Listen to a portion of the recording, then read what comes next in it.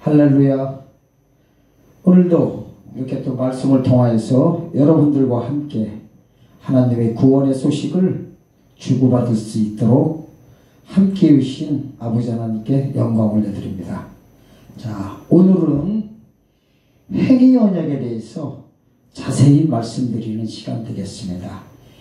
이 행위 언약이 무엇을 가리키냐면은 우리가 앞으로 주님을 맞이하게 될 때 하나님께서는 우리에게 믿음을 요구하십니다. 그 믿음이 어떤 믿음이냐? 영구원의 믿음이 아니라 다시 오실 예수 그리스도께서 우리에게 행해 주실 그 새 언약의 믿음을 요구하시게 되는데, 그 언약을 가리켜서 우리가 지키면 살고 안 지키면 죽기 때문에 그 행위 언약에 대한 관계성, 즉 아담 때, 첫사람 아담 때, 알파 때 벌어졌던 행위 언약의 역사와 또 모세 때 1세대 백성들과 2세대 백성들을 통하여 보여주시는 행위 언약과 또 초림 예수 때 때가 차기 전에 세례 요한을 통해서 보여주었던 행위 언약과 때가 차고 난 다음에, 즉 구약의 때가 차고 난 다음에 율법에서 복음으로 개혁되고 나서 행해지는 예수 그리스도를 통해서 행해 주시는 행위 언약에 대해서 살펴보고, 거기에서 공통부모를 찾아서 하나님의 구속의 역사를 깨달을 때 앞으로 우리에게, 우리 신약시대인 이방인의 때가 차고 난 다음에 오시게 되는 재림 예수님을 영접하는데, 우리가 바로 그를 깨닫고 이해하고 믿어야만이 주님을 온전히 맞이할 수 있기 때문에 행위 언약에 대한 예전에 보여줬던, 과거에 보여줬던 사건을 통해서 미래를 예측할 수 있도록 오늘 자세히 말씀드리겠습니다. 자, 행위 언약이란 뭐냐면은 이건 이방인한테 쓰는 단어가 아닙니다. 그냥 이방인은요, 예수님 그냥 믿으면 바로 그냥 언약 가운데 들어온 거예요. 근데 언약 가운데 들어온 백성들이 조건부입니다. 반드시 살아서 직접 영생길로 들어갈 때 하나님께서 요구하시는 이 언약을 가리키는 겁니다. 즉 죄사함 받은 상태의 성도들이 살아서 영생길에 들어갈 때 알게 모르게 무조건 나한테 앞에 다가온 언약을 가리켜서 행위 언약이라고 하는 겁니다. 자, 이 문제를 이해하기 위해서는 먼저 첫사람 아담과 하와에게 행해 주셨던 언약의 관계를 찾아보고, 모세를 통해서 보여준 사건과 또 초림 때 나타났던 사건과 또 앞으로 재림 때 우리에게 어떤 식으로 다가온 언약인지는 이제 보여드리겠습니다. 자, 먼저 아담 때 첫사람의 상태를 우리가 이해해야 됩니다. 자, 첫사람의 상태는 여섯째 날에 생명의 사람으로 지음받았다. 창세기 2장 7절 사건입니다. 2장 7절에서 보면은 생명의 사람으로 지음받은 첫사람들에게 뭐가 자동으로 다가왔느냐? 창세기 2장 15절에서 17절. 자, 그 한번 찾아보겠습니다. 창세기 2장 15절에서 17절에 이 사건이 바로 언약으로 다가온 것입니다. 이 언약을 가리켜서 새 언약이라고 말씀드립니다. 그럼 첫 언약은 뭐냐? 2장 7장 상태가 첫 언약 가운데 들어온 겁니다. 즉 지음받았을 때 생명의 사람으로 지음받은 그 상태는 죄가 없는 상태였었습니다. 아직까지는. 그러니까 죄가 없는 거를 뭐라고 하느냐? 죄가 없는 가운데 들어온 사람 보고 첫 언약 가운데 거한다 이겁니다. 자, 그러면은 창세기 2장 7절에 이 생명의 사람으로 지음받았을 때 이 사람들의 상태는 6째 나라에 지음받은 상태인데, 지음 받자마자 뭐가 다가왔느냐? 바로 언약이 발동됐습니다. 그 언약의 발동을 읽겠습니다. 2장 15절 창세기.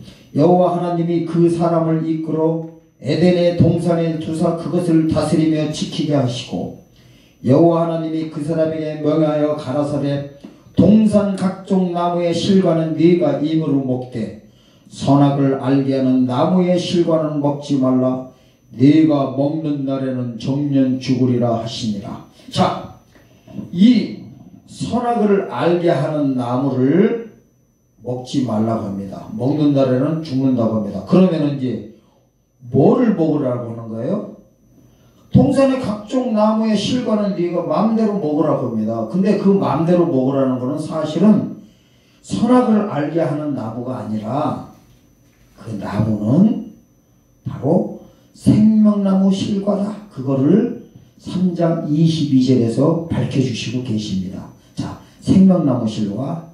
근데 이 생명나무 실과가 따먹게 되면은 어떤 상황으로 들어가게 됐었느냐, 이거부터 이해를 하셔야만이 초림과 재림 사건, 모든 성경의 구원의 역사가 이해되고 믿어지게 되는 아주 중요한 장면입니다. 그래서 이걸 가르쳐서 첫 단추를 잘 낀다, 이거를 이해해야만이. 왜 그러냐면요, 우리가 와이셔츠를 입을 때, 자, 첫 단추를 잘못 끼게 되면은요, 끝 단추까지 다 안 맞게 돼 있어요. 그 두 가지 중에서 하나예요. 안 맞으면은 다시 다 풀어가지고 다시 끼다가 안 그러면 다 잘라버리고 다시 제작해가지고 단추를 다시 달아가지고 하던가, 둘 중에 하나입니다. 즉 잘못해버리면요 실타래가 엉켜버린다는 거예요.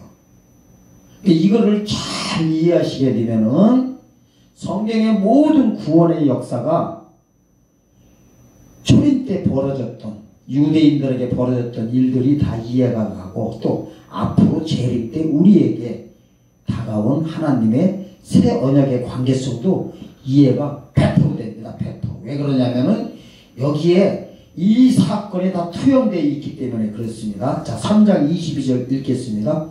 여호와 하나님이 가라사대 보라 이 사람이 선악을 아는 일에 우리 중 하나같이 되었으니 그가 그 손을 들어 생명나무 실과도 따먹고 영생할 거나 하노라 하시고, 즉 선악과를 따먹는 바람에 이제 죄가 들어왔습니다. 악이 들어왔습니다. 악이. 그러면은 이 사람이 악해진 상태에서 그 다음에 아직 따먹은 적이 없던 생명을 알게 하는 나무의 실과를 따먹게 되면 어떻게 됐느냐? 영생길로 그냥 들어가 버린 거예요. 그게 무서워가지고 24절에서 하나님이 에덴의 동산에서 밖으로 쫓아내버립니다. 동편으로 쫓아내고서 동편을 막고 화양검을 두어 그룹들과 생명나무 길을 지키게 하는 거예요. 못 들어오게 이제 막아버린 거예요. 그걸 뚫고 들어가는 것이, 다시 뚫고 들어가는 것이 하나님의 구속사입니다. 자, 그러면 3장 22절이 얼만큼 중요하느냐? 여기서 이제 이거를 이제 알 수가 있습니다. 원래 2장 7절에 생명나무 실과를 따먹기 전에, 자, 생명의 사람으로 지음받은 상태는 어떤 상태에 있었냐? 원래가 죽을 수 없는 영생길로 갈 수 있는 몸이 아니라 죽을 수 있는 몸이었습니다. 왜 그러느냐? 아담과 하와가 결국에는 죽습니다. 아담과 하와가. 왜 그러냐면은 5장, 창세기 5장 4절에 보면 그래요. 그가 930살을 상류하고 죽었더라. 아담이 930에 죽습니다. 그럼 만약에 생명의 사람으로 지음받았을 때 원래부터 안 죽게, 죽지 않는 몸으로 지음받았다면은 안 죽어야 돼요. 930년이 아니라 지금까지도 살아 있어야 됩니다.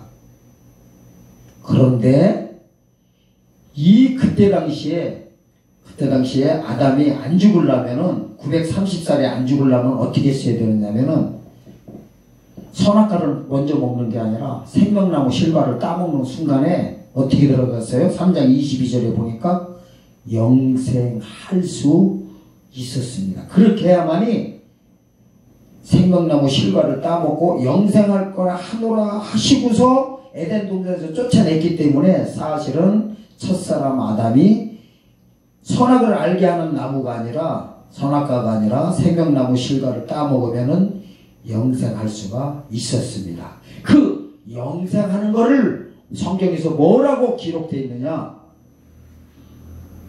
창세기 2장 3절 2장 2절과 3절입니다. 영생길로 들어가는 것을 7일째 안식으로 들어가는 걸로 표현되어 있습니다. 자, 읽겠습니다. 2장 1절부터 읽겠습니다. 천지와 만물이 다 이루리라. 하나님이 지으신 일이 일곱째 날이 이를 때에 마치니 그 지으시던 일이 다음으로 일곱째 날에 안식하시니라. 하나님이 일곱째 날을 복주사 거룩하게 하셨으니 이는 하나님이 그 창조하시며 만드시던 모든 일을 마치시고 이날에 안식하였음이더라. 쉽게 말하면 6일째 지음받은 상태에서 7일째 안식으로 넘어갈 때 이거를 영생길이라고 합니다. 7일째 안식 들어가면요 어떻게 해요? 하나님과 그냥 안식하는 거예요. 그럼 어떻게 돼버려? 죄를 지을 수도 없고 죽을 수도 없고 어떻게 돼버려? 계속 하나님의 보호 가운데 있는 뿐만 아니라 하나님과 같이 영생길로 들어가 버렸던 거예요. 그런데 어떻게 했습니까? 6일째에서 7일째를 못 넘어간 걸 가지고 이 언약을 못 지켰다. 이거를 행위 언약이라고 합니다. 행위 구원이 아닙니다. 행위 구원은 없어요. 믿음으로 구원받는데 이 언약의 관계를 행위 언약이라고 합니다. 왜 행위 언약이라고 하냐면은 내가 지키면 살고 안 지키면 죽기 때문에 이 믿음의 관계를 행위 언약이라고 말씀하신 거 있습니다. 이거를 주석하고 있는 데가 어디냐? 호세아 6장 7절입니다. 호세아 6장 7절 한번 가보겠습니다.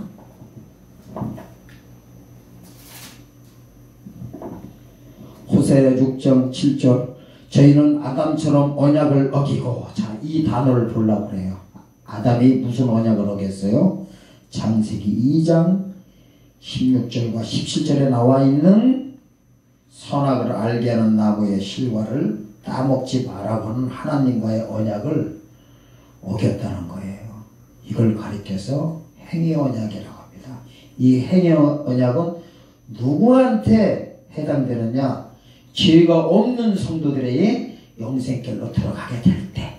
자, 여기서는 영생길이라고 했는데 이제 모세 때는 그 영생길을 가리켜서 어디라고 하느냐? 가나안 땅 입성을 영생길이라고 합니다. 이걸 가리켜서 천국 상징이라고 합니다. 자, 이제 그 문제를 이제 모세 때 사건을 찾아보겠습니다. 모세 때를 잘 기억하셔야 됩니다. 이제 이 일이 똑같이 벌어집니다. 자, 근데 그 날짜들이 전부 다 정해져 있어요. 날짜가, 정확한 날짜가. 즉, 아담 때는 6일째 지음받은 상태에서 7일째 넘어가는 그 사이, 하루 사이에 행위 언약이 주어졌던 겁니다. 자, 그 하루가 물리적인 하루냐, 영적인 하루냐는 우리가 지금 여기서 논할 일이 아닙니다. 그거는 이제 신학자들도 갈라지는 거고, 왜냐하면 7일 창조가 진짜 7일인지, 우리가 말하는 진짜 지금 날짜 개념인지, 아니면 아버지께서 계시하는 우리한테 비유적으로 말씀하신 그냥 영적인 그 7일 관계를 알리는 그 사건인지에 대해서는 사실 그 누구도 장담할 수가 없기 때문에 우리는 그 안에서 하나님의 구속의 역사를 어떻게 움직이는 패턴을 보는 게 중요하지, 그 하루가 진짜 하루인지 아니면 그 하루가 진짜 무슨 영적인 오랜 기간을 말하는지 그거를 지금 논할 때가 아닌 것 같습니다. 이거는 제 생각입니다. 자, 그 다음에 이제 모세 때는요, 자, 성경을 하나하나 찾아 들어가야 되는데, 그러려면 시간이 너무 많이 소요가 되니까 어떻게 되느냐. 자, 모세 때 어떻게 합니다? 6월절에 피를 바르고 홍해를 건넜습니다. 홍해를 건넌 거를 무슨 구원 받았다? 구원을 받았다. 애굽에서 광야에 들어온 걸 보고 예수 그리스도를 영접해서 구원받았다 이렇게 주석하고 있는 데가 어디냐? 고린도전서 10장 1절에서 4절까지 사건입니다. 홍해를 건넌 것이 구름 가운데 세례를 받고 그리스도인 반석을 만났다, 영접했다 이렇게 이제 말씀하고 있습니다. 자, 그 상태는 그건 뭐냐? 제사함 받았다는 사건입니다. 죄가 없습니다. 애굽에 있을 때는 이방인 상징입니다. 애굽에서 세상 상징입니다. 애굽은 그 다음에 홍해를 건넌 거는 세례를 상징하고 광야에 도착했다는 거는 뭐예요? 구원 가운데 이제 들어온 거를 가리키고 있습니다. 근데 이제 광야에서 이렇게 하다가 어서 시내산에서 이제 보세요. 시내산에서 뭐를 받아요? 다 받아요. 법궤도 받고 제사법도 받고 다 받았어. 모든 걸 다 받은 날이 언제냐?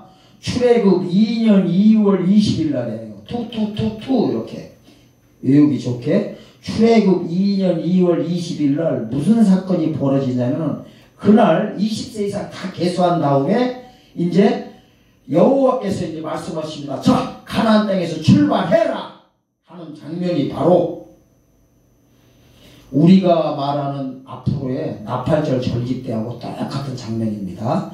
죄 없는 상태에서 직접 가나안 땅 향해서 들어가는 날이 출애굽 2년 2월 20일 날 시냐 광야에서 출발합니다. 어디를 향해서? 가나안 땅을 향해서. 이 가나안 땅을 향한 게 뭐예요? 영생길을 지금 성경에서 말씀하시고 있는 겁니다. 그러니까 아담이 6일째 지음받은 상태에서 7일째 영생길로 들어가는 거를 모세 때는 어떻게 표현하고 있느냐? 홍해 건너서 제사함 받은 상태에서 있다가 가나안 땅을 출발해서 첫발 디딜 때 그때가 민수기 10장 11절에서 13절입니다. 가서 보겠습니다. 왜냐하면요 성경이요 행위 언약이 발동되는 날들이 다 정해지는 것을 정확히 보여드리려고 해요. 이거요 무서운 사건이에요. 왜 무섭냐? 모르고 있으면요 앞으로 주님 재림 때 못 만납니다. 제가 성경을요 이렇게 볼 때 예를 들어서 이게 있어요. 모세 때, 아담 때, 모세 때, 여호수아 때, 초림 때, 재림 때, 또 끝에 마지막 오마가 때 이 5군데 사건들이요 한 군데라도 서로 연결이 안 돼 있으면요 성경이 헛방치게 돼 있어요. 헛방 구속의 역사가 안 보이게 돼 있어요. 큰일 나버립니다. 근데 이 모든 이 말세 때 일어난 일들이 전부 다요 기록되어 있고 전부 다 우리에게 주셨다는 거예요. 그 사건을 얘기하고 있는 것이 저기 고린도전서 10장 11절 모세 때 일어난 일도 말세에 일어날 일을 모형으로 사건으로 너희들에게 다 보여주었다. 이런 단어가 바로 하나님의 구속의 역사를 보여주는 겁니다. 자, 일단 모세 때 벌어졌던 일 민수기 10장 11절로 가보겠습니다. 민수기 10장 11절 보세요. 자, 원래요 10장 1절에서요 10절까지는 뭐냐면 이제 나팔을 만들어요. 은나팔 둘을 이제 쳐서 만들어가지고 회중을 소집하고 이제 빵 불면은 가자 하고 이제 부는 게 바로요 가나안 땅 향해서 들어가기 전날까지 다 이루어진 거예요. 근데 신에서 법계 제사법 다 받은 다음에 마지막으로 한 게 뭐냐? 나팔절. 나팔을 딱 만들어서 이제 부는 것까지 만든 다음에 출발을 하는 장면이 바로 10절까지는 나팔을 만들고 11절부터 자 보겠습니다. 제2년 2월 20일에 구름이 증거장막에서 떠오르매 이스라엘 자손이 시내 광야에서 출발하여 자기 길을 행하더니 파란 광야에 구름이 머무니라. 이와 같이 그들이 여호와께로부터 모세로 명하신 것을 쫓아 진행하기를 시작하였는데 이제 가기 시작합니다. 이날이 행위 언약이 발동되는 거예요. 자신이 인정하든 안 하든 이 행위 언약이 언제까지 싹 벌어지냐면요 가데스 바네에 도착합니다. 13장에서 민수 그래가지고 14장에서 갈라져 버려요. 여호수아 갈렙 이에는 못 들어간다고는 그 사이를 가리켜서 행위 언약이 시작돼가지고 끝나는 장면입니다. 즉 가나안 땅의 믿음을 요구하십니다. 즉 광야의 믿음에서 가나안 땅의 믿음 또 홍해를 건넌 믿음을 믿음, 홍해를 건너 구원받은 자들한테 요단 건너 가나안 땅 들어가는 믿음, 즉 홍해의 믿음에서 요단의 믿음, 광야의 믿음에서 가나안 땅의 믿음, 이걸 갖다가 새 언약이라고 하는 거야. 첫 언약은 뭐예요? 홍해, 광야 들어온 거, 이게 첫 언약이요. 그 다음에 새 언약은 뭐예요? 요단 건너 가나안 땅 들어가기, 이게 새 언약이요. 이거를 이제 믿으면 살고 안 믿으면 죽는 것을 행위 언약이라고 하는 겁니다. 그러니까요, 모세 때는 6일 창조 믿음 후에, 첫 언약 믿음 후에 7일 안식에 들어가는 거를 믿었어야 영생길로 들어갔었어요.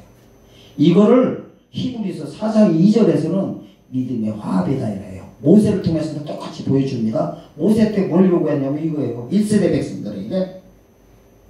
근데 이거를 요구한 게 아무 때나 한 게 아니란 말이에요. 법계 다 받고 제사법 다 받고 20세 이상 계수한 다음에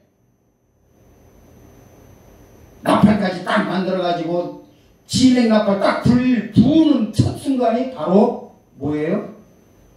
행위 언약이 발동된 겁니다.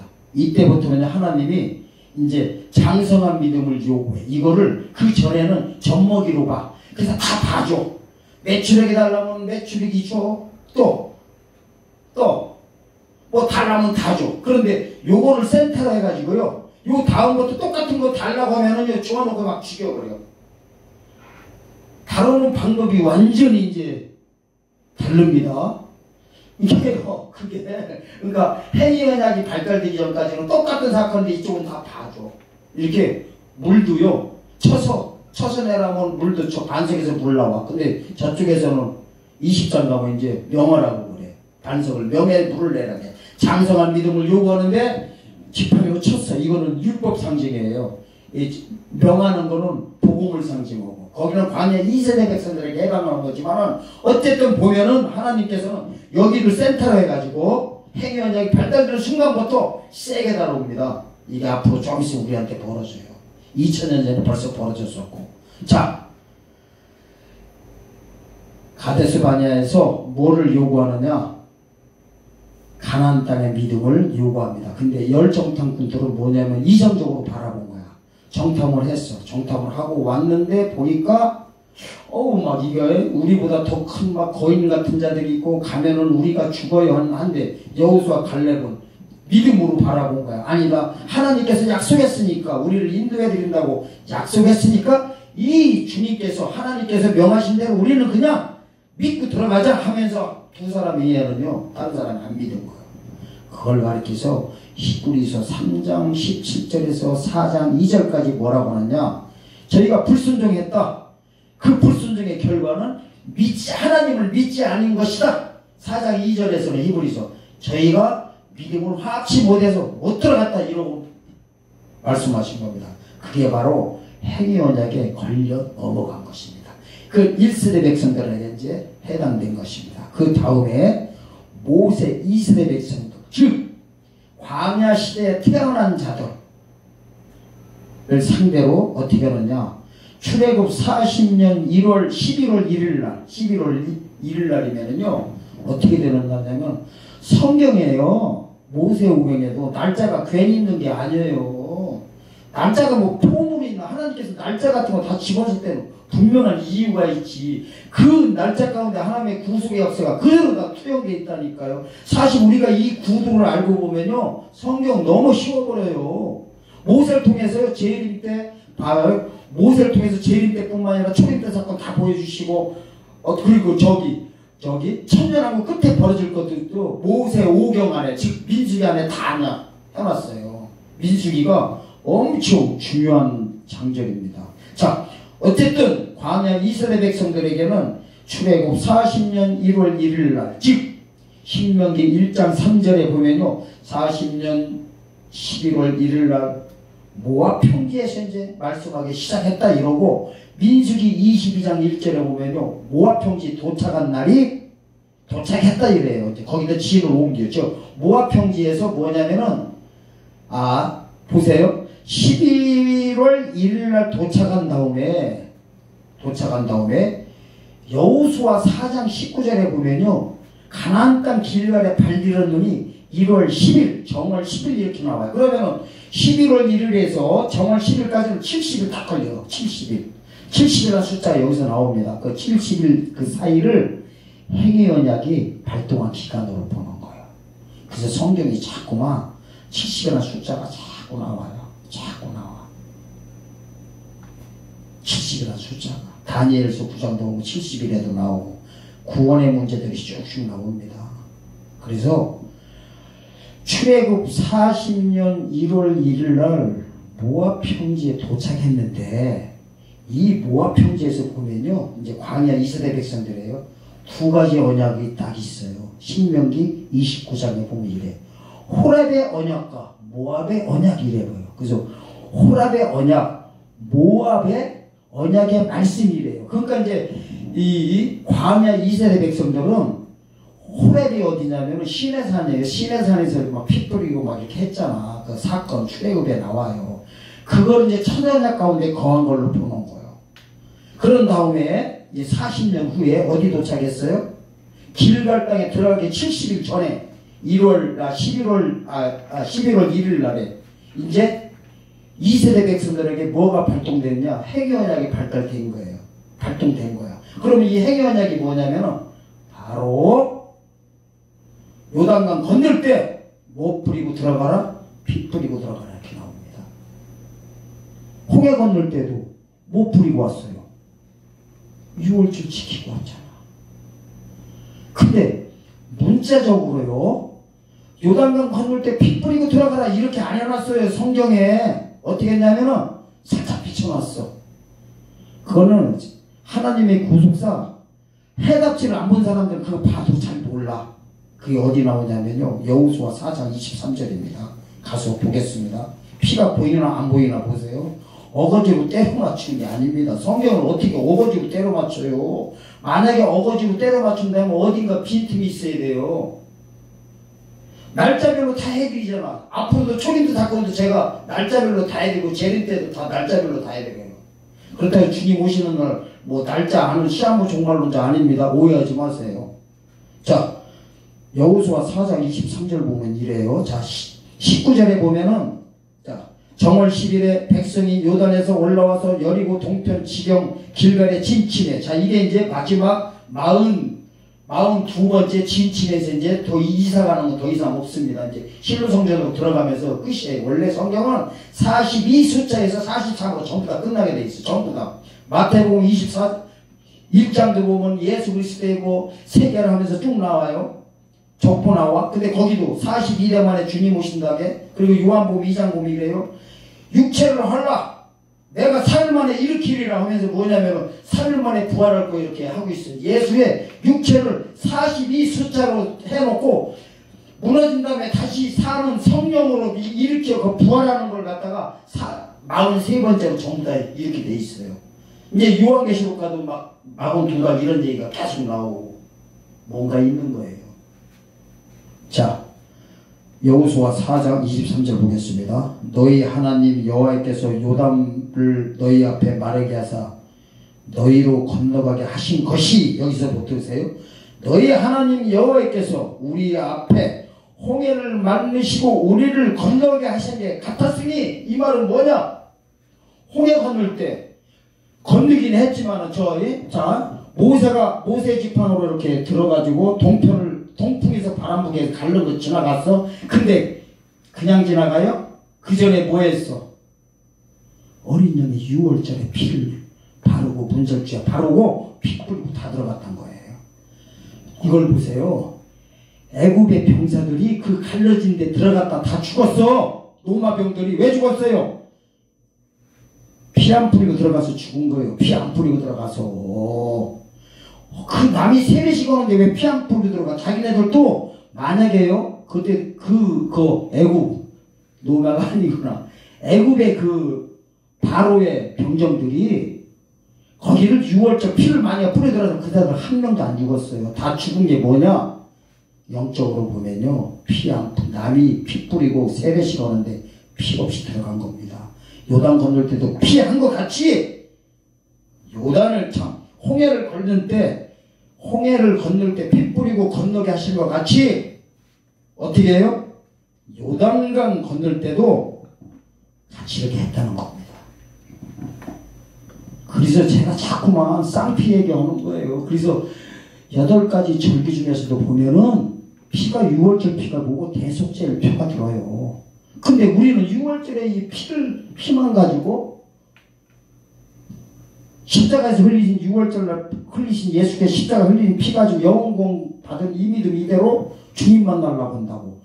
그러면은요 어떻게 돼 있어야 됐냐면은 모세 때도 2세대 백성은 피가 없고 1세대 백성들이 어떻게 했었냐면 홍해 건넌 그 믿음 그대로요.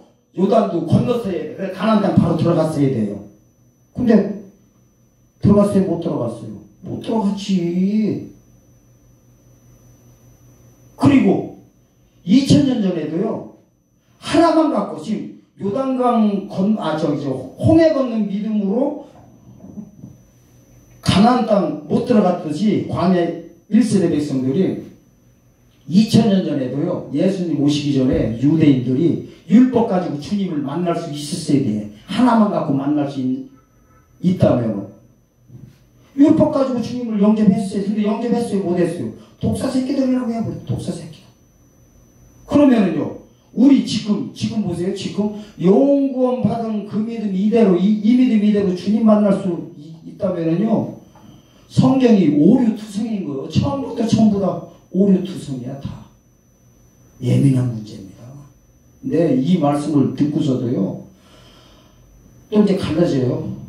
어떤 분들은 아 그렇구나 뭔가 있구나 이렇게 하고서 관심 가지는 분들은 그나마 뭐가 있느냐 좀 주님 만날 확률이 많은데 이 말씀 듣고도 그냥 에이 그런가 보다 하는 분들이 더 많다고 예언돼 있어요. 성경에 좁은 문에 들어갈 자도 별로 없고 추수할 일꾼도 별로 없고 청함받은 자는 많아 택함받은 자는 별로 없고 청함받은 거는요 홍해 건넌 사건을 가리키는 거야. 우리를 딴 십자가 사건이 영원권 사건이야. 택함은 재림 때 영접하는 사건이에요.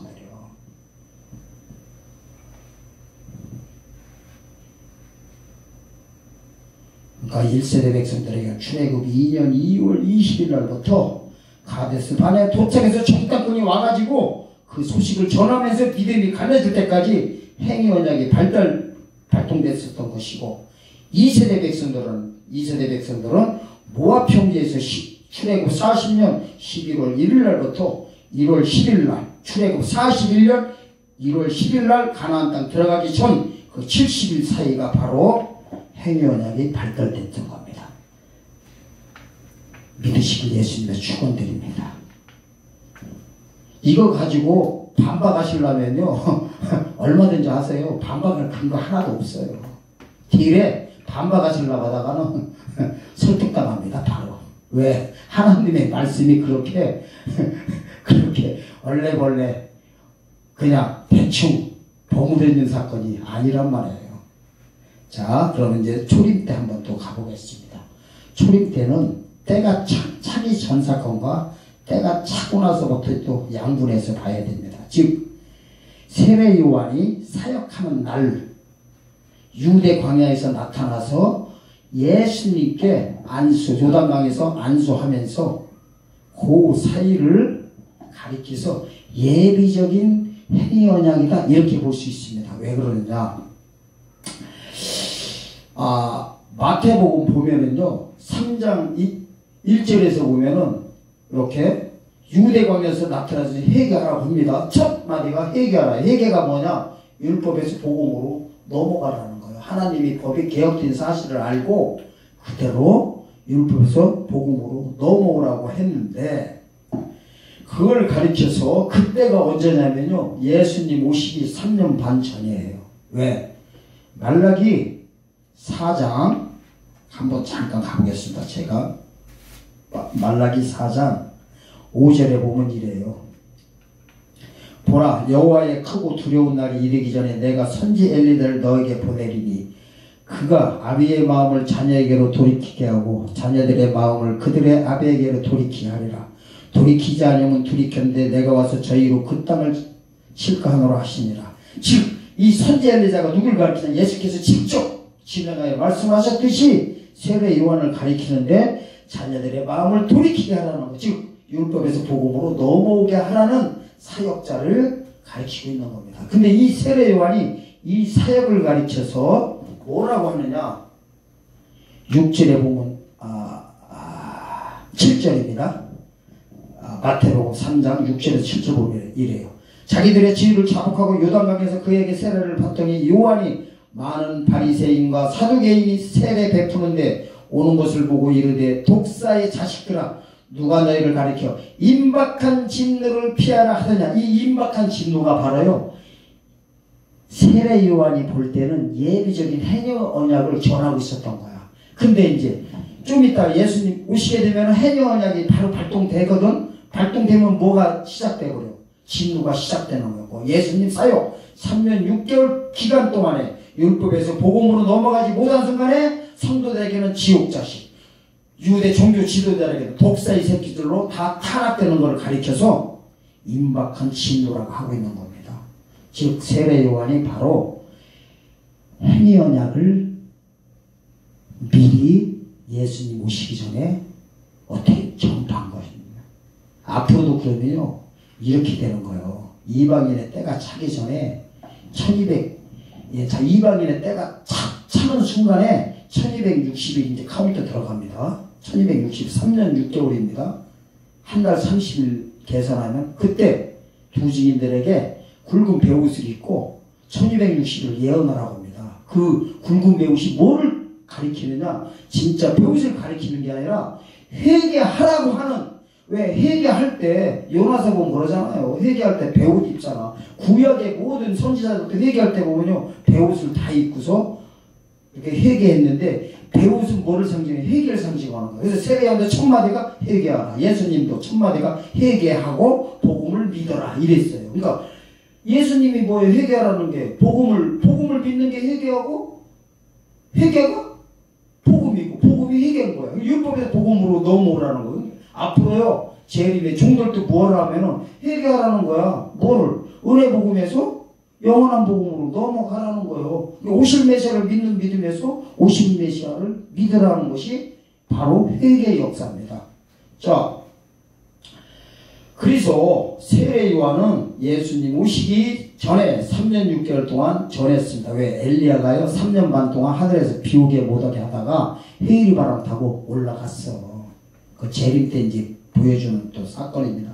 이렇게 됐어요. 엘리야는요 초림 때 주의 길을 예배한 자들과 앞으로 재림 때 주의 길을 다시 오시는 예수 그리스도의 그 사역을 전하는 자들을 가리켜서 엘리야 선지자라고 하는 겁니다. 3년 반 동안 다 전하게 돼 있습니다.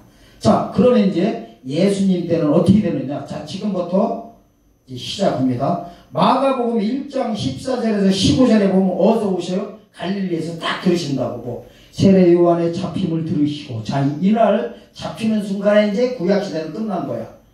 들으시고 가라사대 때가 찼고, 이 때를 카이로스를 쓰고 있어요. 이때부터 뭐가 발동되는 거예요? 유대인들에게 발동되는 게 행위 언약이 발동된 거야. 그러니까 이걸 가리켜서 복음이라고 하는 거예요. 복음. 법으로 말하면 믿음의 법인 거예요. 믿음의 법. 로마서 3장 17절에 보면 율법이로다 아니로다 믿음의 법이로다 이래버려요. 로마서 3장 잘 보셔야 돼요. 3장 21절 같은 데 보면 이래요. 율법 위에 율법에 의해 다른 의가 나타났으니 그가 예수 그리스도가 그를 믿어야만이 어떻게 된다? 이제 구원을 받는다. 이런 식으로 쭉 나오고 계시단 말이야. 그 율법이 첫 언약이라고 하면은 율법 위에 다른 의가 나타난 것이 바로 새 언약입니다. 이게 행위 언약으로 들어가가지고 믿음은 살고 못 믿으면 이제 죽게 되는 사건이 벌어졌던 것입니다. 다시 정리하자면 이렇게 됩니다. 아담 때는 6일째 지음받을 때 자동으로 왔어. 홍해 때는 홍해 건넌 사람들에게 시내산강에서 출발하는 순간에 출애굽 2년 2월 20일 날 행위 언약이 자동으로 왔어요. 그 다음에 광야 2세대 백성들에게는 모압 땅에 도착한 출애굽 40년 11월 11일 날 발동됐어. 그 다음에 예비적인 초림 때 예비적인 임박한 진노는 세례 요한이 유대 광야에서 나타나서 요단강까지 그 기간을 예비적 행위 언약이 미리 알렸던 거예요. 예비적으로 이걸 가리켜서 임박한 진노라고 했던 것이고, 이제 초림 때 실제로 행위 언약이 발동된 날이 언제냐? 갈릴리에 오셔서 가라사대 때가 찼고 했을 때, 그때부터 3년 6개월 동안 유대인들에게는 어떻게 된 거면 행위 언약이 발동됐습니다. 그 행위 언약이 초림 때 끝난 날이 언제냐면은 오순절 바로 전날 7.7절 3월 5일 날입니다. 7.7절. 왜냐면은요, 7.7절을 가리켜서 맥추절이라고 해요. 맥추절. 보리 맥자싸. 봄추수를 가리켜요.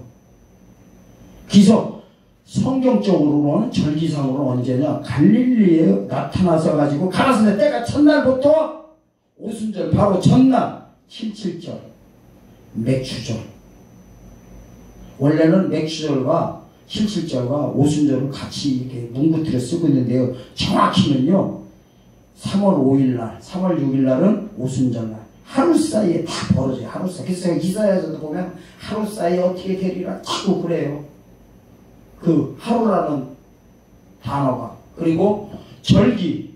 끝이 있잖아요. 그 천년왕국 끝나는 거를, 초막절 끝나는 걸 7월 22일 날로 기록되어 있어. 그 다음에 모든 자들을 부활시켜가지고 천국 들어가는 재판한 시기를 7월 23일로 해서 하루 사이고 다 이렇게 돼 있어요. 성경에는. 자, 그러면 이제 중요한 게 있습니다. 중요한 게 뭐냐? 우리 때 이제 재림 때 언제 행위 언약이 발동되냐 이거야. 자, 행위 언약이 뭐냐면 이거예요. 죄가 없는 상태에서, 네, 죄가 없는 상태고 영원구원 받은 상태에서 살아서 주님을 영접하는 백성들에게 한정시켜야 돼요. 우리 때 안 오시면 행위 언약이 우리 때 없어. 우리 업은 상관이 없는데 우리 때 오시게 되면 행위 언약이 자동으로 옵니다. 이거를 가리켜가지고 무슨 구원이라고 하냐면은 말세에 나타나기로 예배하신 구원이라고 해요. 베드로서 1장 5절 그 이하로 보면은. 그리고 이때 구원받은 자들이 들어가는 나라를 마태복음 25장 34절을 창세로부터 예비된 나라, 이렇게 예비된 구원과 예비된 나라가 바로 행위 언약이 발동될 때 그거를 통과한 자들이 들어가는 것인데, 요 관계성을 잘 말한 한 절 딱 있어요. 히브리서 9장 28절이에요. 그거 보고 이제 다른 말씀 전해겠습니다. 히브리서 9장 28절입니다. 자, 27절은 한 번 죽는 것은 사람에게 정하신 것이요. 이 한 번 죽는 것은요, 신약시대까지야. 이방인의 때가 차기까지야. 정확히는 정해졌다는 거야. 지금은 그러니까 다 죽어서 천국 가는 거, 죽어서 낙원 들어가는 거를 27절에서 말했어요. 자, 그 후에는 심판이 있으리니, 그 후가 언제예요? 신약시대 끝에 이제 앞으로 재림 때를 가리키는데 이래요. 이와 같이 그리스도도 많은 사람의 죄를 담당하시라고 단번에 들이신 바 되었고, 자, 이거는 십자가 사건을 가리키고 있어요. 구원에 이르게 하기 위하여. 자, 구원에 이르게 한대요. 이거는 미래형을 쓰고 있어. 그러면 우리는 이미 과거에 영혼구원 받았어? 그러면 영혼구원을 다루는 게 아니란 말이에요. 왜 그러냐? 그 다음 때에 나와. 죄와 상관없이, 자, 이 죄가 원죄를 쓰고 있어. 죄와 상관없는 자가 누구예요? 지금 영혼구원 받은 자. 우리요, 우리. 우리가 살아서 주님 만날 때 구원에 이른단 말이야. 영혼구원 받은 믿음 후에 육체의 구원을 받게 되는 거를 행위 언약으로 이쪽으로 나타내 있는 거예요. 근데 조건이 있어. 죄와 상관없이 자기는 바라는 자들에게 두 번째 나타내라. 재림 예수님을 영접할 수 있다는 거. 이 바라는 것이 뭐냐면 바로 행위 언약에 대한 믿음을 요구하는 겁니다. 행위 언약에 대한 믿음. 이 죄를요, 이 죄를, 죄와 상관없다는 죄를 원죄를 쓰고 있어요. 원죄를 자본 때 쓴다면 얼마나 좋을까. 성경 어디에도 보면은요, 성경 다 찾아보세요. 주님이 재림 때 우리를 영혼구원 시켜주러 오신다는 성경 단어 한 절에도 있으면 제가 손가락 장을 지져버립니다. 주님은 재림 때 오시는 거는 영혼구원 아무 상관이 없어요. 상관이 없어. 상관이 없다는 건 뭐냐면 영혼구원 받은 자들이요, 바로 그냥 안 만나주신다는 거예요. 그런데 이제 앞으로 우리 신약 때 행위언약이 발동되는 것만 제가 얼른 말씀드리겠습니다. 누가복음 21장 24절에 보면 이방인의 때가 차기까지라는 단어가 나옵니다. 이방인의 때를 카이로스를 쓰고 있어. 절기를 쓰고 있어. 신약시대를 가리켜요. 이방인의 때가 차는 순간부터 어떻게 됩니까? 행위언약이 발동된다는 소리예요. 그 다음에 로마서 11장 25절에 보면은 이방인의 충만한 수가 들어오기까지, 즉 이방인 시대를 통해서 영원구원의 역사, 즉 죽어서 낙원 들어가는 모든 숫자가 다 찬다는 거. 차는 순간에 뭐가요? 행위언약이 발동된다는 겁니다. 자, 그 다음에 마태복음 24장 15절은요, 이제 재림장인데 15절에 무슨 단어가 나오냐면 이래요. 예수 그리스도 다니엘이 말한 바, 다니엘서 9장 27절을 차용해 쓰시는가. 말한 바 멸망에 가증한 것이 멸망에 가증한 것이 거룩한 곳에 선 것을 보거든. 이게 적그리스도를 가르치는 거예요. 어디에 선 거예요? 거룩한 곳. 솔로몬 성전짜리 회복되는 순간에 그걸 가르치고 있는 거예요. 솔로몬 성전 회복되는 순간에 그걸 예표적인 사건으로 남겨놓으신 겁니다. 그러면 그날 어떻게 된다는 거예요? 행위언약이 발동되는 겁니다. 그 다음에 마태복음 25장 6절에 보면요, 이래 열처녀 비유 나오는데 밤중에 소리가 나되 보라 신랑이로다 하는데 아직 주님은 안 오셔. 밤중 시작, 즉 이거 보고 일경점이라고 합니다. 일경과 이경 사이. 밤중이 시작됐다는 건 뭐예요? 절기상 나팔절이요. 밤중이 시작됐다는 거예요. 이 밤중이 시작하는 순간에, 나팔절에 나팔이 불러지는 순간에 행위언약이 성도들이, 구원받은 성도들이, 죄와 상관없는 자들을, 그래서 영원 구원받은 자들에게 알게 모르게 무조건 다가와 버린 겁니다. 그 다음에 데살로니가 후서 2장 3절에 보면 불법의 아들 곧 멸망의 아들이 나타나기 전에는 주님이 안 오신다는 거예요. 이 나타날 때가 언제냐면 좀 전에 말씀드린 멸망에 가증할 것, 거룩한 것에 쓴 것 보거든요. 이 보거든요. 영적으로 보는 게 아니에요. 눈으로 보거든요. 앞으로 뉴스에 그 사건이 일어날 겁니다. 그때부터 뭐가 시작돼요? 행위언약이 발동됩니다. 또 저로 하여금 저희 때에 나타나려 할 때 그 다음 절에 오늘 2장 6절에 보면요, 저로 하여금 그 멸망의 아들이 저희 때에 나타날 때, 저희 때가 바로 카이로스를 쓰고 있어. 저희 때 2540번을 쓰고 있어. 절기를 쓰고 있어. 그러니까 이 적그리스도나 이 거짓 선지자들이 나올 시기가 다 절기상에다 다 이렇게 박아놓으셨어요. 날짜를 다 박아놨어. 그날이 언제냐? 7월 1일 날 나팔절이란 말이에요. 그 다음에 2장 그 다음 절에는 불법의 비밀이 활동을 옮길 때 불법의 비밀이라고 되어 있어요. 불법의 비밀. 이거는 이제 요한계시록 가면 짐승의 비밀로 바꿔버려요. 이게 있어요. 요한계시록 10장 10절에 보면 하나님의 비밀이 있어. 그리고 17장 가면은 뭐가 있어요? 계시록. 짐승의 비밀이 나와요. 사단의 비밀, 짐승의 비밀. 그럼 이렇게 되는 거예요. 짐승의 비밀, 사단의 비밀을 알아봐야 하나님 비밀 절대 모릅니다. 근데 하나님의 비밀을 알게 되면은 짐승의 비밀, 불법의 비밀은 자동으로 알게 돼 있어요. 빛이 알면은 어둠은 다 깨닫게 돼 있어요. 근데 어둠 쪽에서 봐봐야 빛을 볼 수가 없어요. 무슨 말인지 알라신가 모르겠네. 그 다음에 마태복음 25장 9절에 보면 이게 나와요. 기름 없는 자가 떨어져 간다니까. 가서 파는 자한테 가서 사라 이래요. 그러니까 기름 팔기 시작할 때 기름 파는 데가 어디예요? 시장이에요. 시장. 그래서 2000년 전에도요, 세례 요한이 어디서 피리 불었다고 해요? 시장에서 불어요. 저작거리.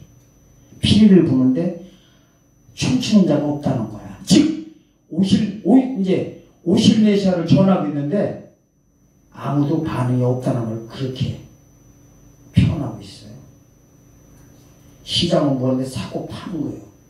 즉 진짜 시장을 말하는 게 아니라 제가 지금 뭐하고 있어요? 팔고 있는 거예요. 미리 때가 차기 전에 여기가 시장인 거예요. 이것도 뭔 말인가 안 하는가 모르겠네. 그리고 마태복음 25장 24절과 27절에 보면요. 마태복음 24절에 보면은 해치지 않는다는 단어가 나와. 그게 키질이에요. 키질. 키질 시작할 때 뭐예요?